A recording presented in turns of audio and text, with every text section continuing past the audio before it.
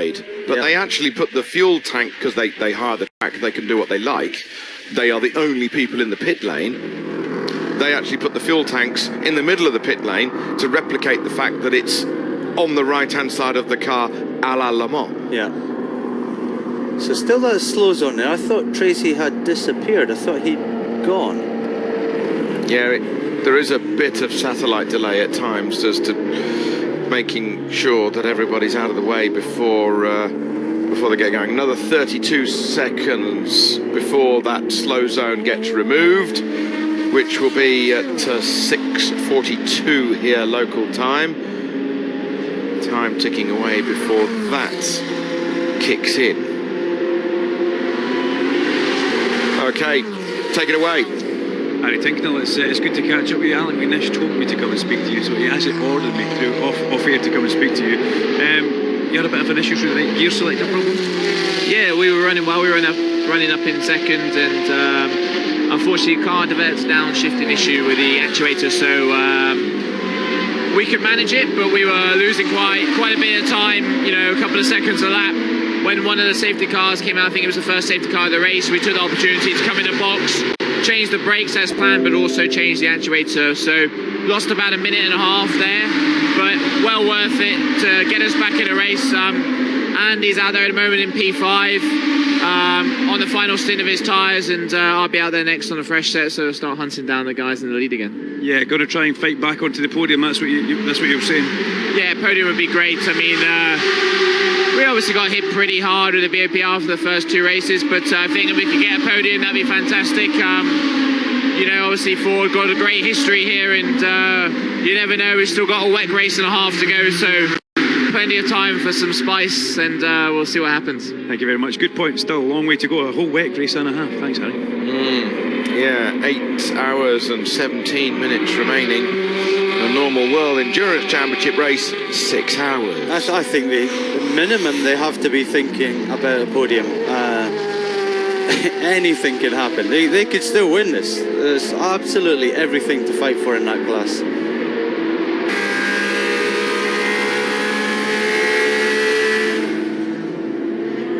Getting close. Collado going to make him go round the outside because it's a right-hander into this first chicane. Patrick Pilet pushing his foot through the boards. Won't get through. Giving him space. Collado got the inside line. Pilet a little bit offline. Well, that have compromised just half a kilometre an hour of his exit speed as he's now on the middle part of the Mulsanne Straight. So interestingly, we saw a little bit earlier on, Pilet couldn't get anywhere near the Chevy down the straights, but he does have enough speed to get on terms with the Ferrari.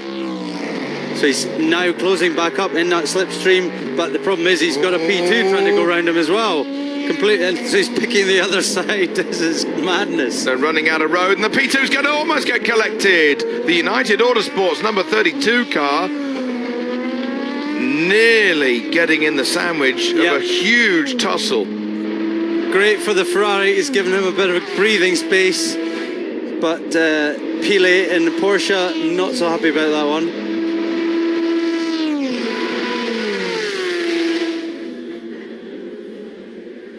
That's them reacting to the little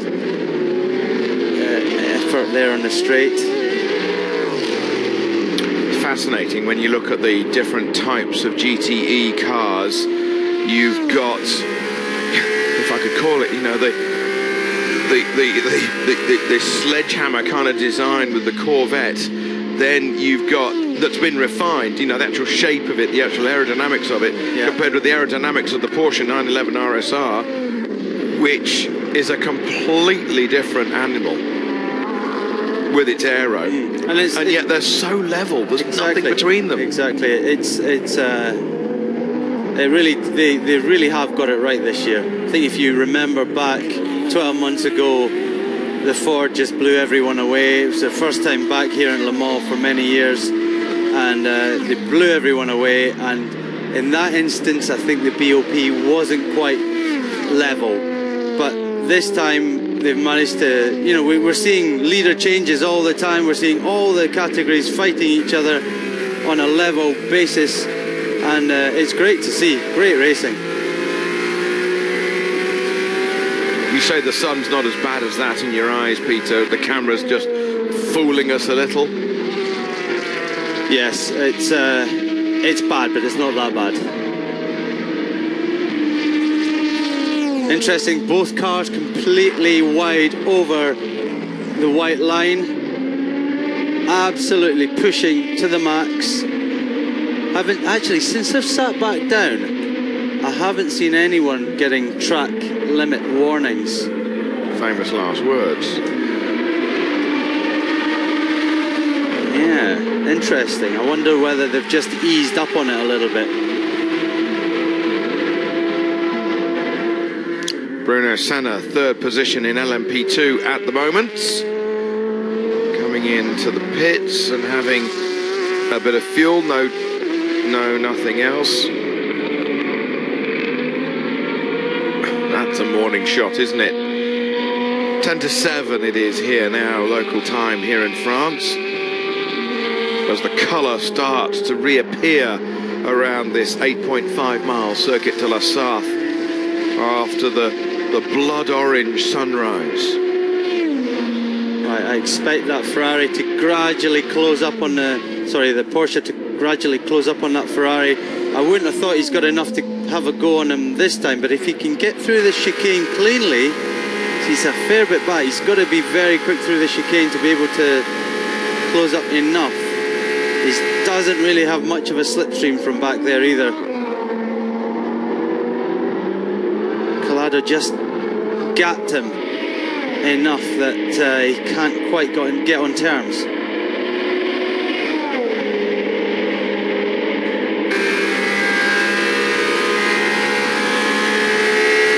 Much easier to be the one chasing than the one being chased in that situation.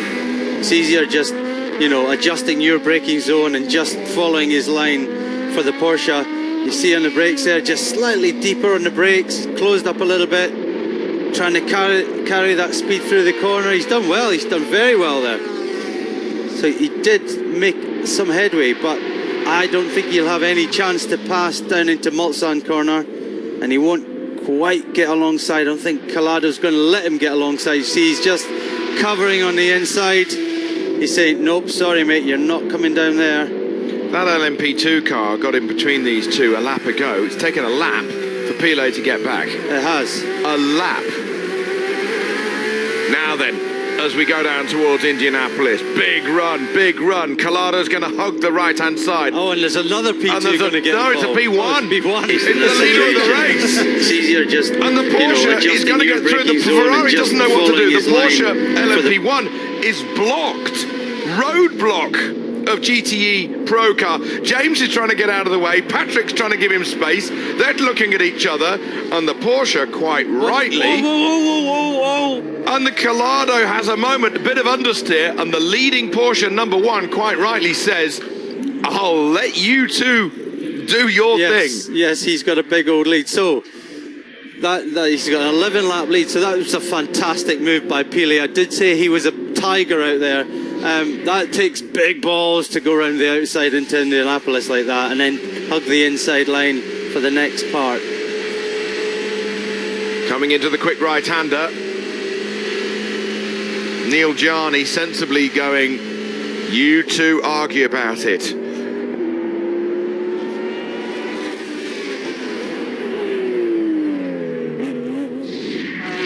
And Pilet now putting in a dozen car lengths or so, half a dozen car lengths or so, before he can now get into his stride. What can Collado do to try and fight back? I remind you, this is the battle for second in GTE Pro.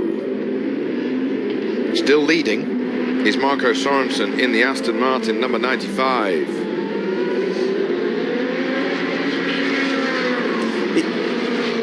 He did, okay, they're all doing similar times now. 3:52 for the first two cars. Collado dropped a couple of seconds. But what's that gap? What's that gap between Sorensen and Pilet?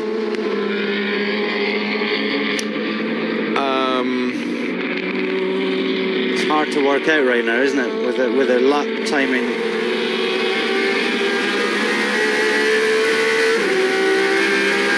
17 seconds, isn't it? Yeah, that would make sense. Yeah.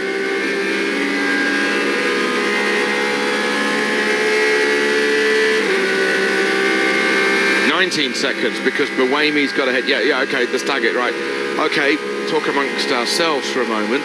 Yeah, that's 20 seconds between the lead of GTE Pro and second. You can see what Pile has pulled out over Collado though. So once he got by him and into some fresh air, free air, he's able to already open that gap up. So he's got the pace. We know he did a driver change, got some fresh tyres on the car at the last stop.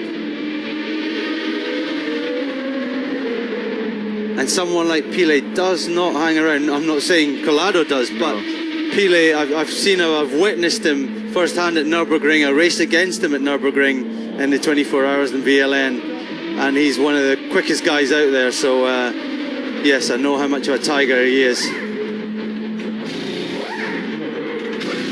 Beach Dean Aston Martin, the number 99, Andrew Howard, Ross Gunn, Ollie Bryant with new Dunlop rubber going on. And the ProDrive guys well versed in what they're doing there. A spare wheel nut being tie wrapped to their belt. Oh. Get it going. Just half a second loss there as we catch back up with the leader in LMP2 riding those curbs. Look how compact those LMP2 cars are. There's not a lot of space inside those cockpits. That at the moment is Ho Pin Tung leading in LMP2. Teammate, of course, to Ollie Jarvis and Thomas Laurent. Good quick package they've got there, haven't they? Those three. They have. They've done well putting that together. Little wiggle going into the corner and into the chicane there. I would expect that car to need a pit stop fairly soon. Piquet Jr.'s already made his.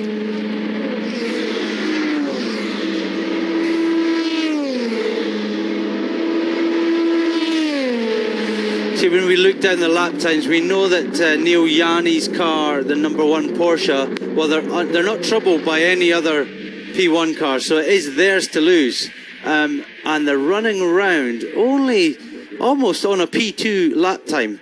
You know, when you think his last lap, Neil Gianni, was a 3, okay, this time it's a 3:25. The fastest lap was a 3:18. So and this time on track is one of the quickest times of the day. So I think he's just nursing that car around and making sure that he doesn't, as a driver, make any errors and just stress the car too much. It is Porsche's to throw away.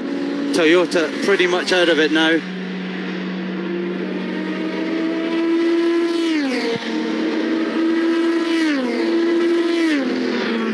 Pile taking 2 seconds out of Sorensen in the leading Aston GTE car, GT Pro car on that last lap. So Pile really pushing hard. He's trying to close that gap to the Aston Martin.